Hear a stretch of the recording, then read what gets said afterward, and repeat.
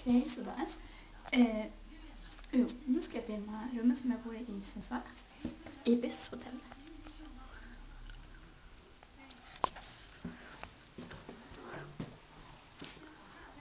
Badrum.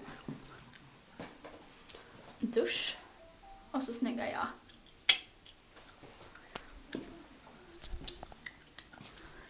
Här har vi... Här har vi en spegel. Det är väldigt bra. Och här har vi sängen. Dubbelsäng verkar det som. Och minibad kan de ju sätta in tycker jag. Skitsamma.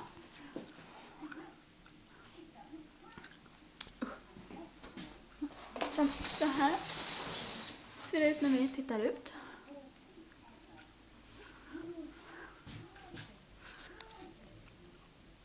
Gorgeous, gorgeous, gorgeous. Och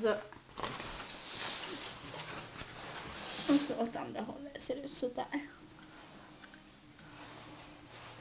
Ja, det var väl det rummet.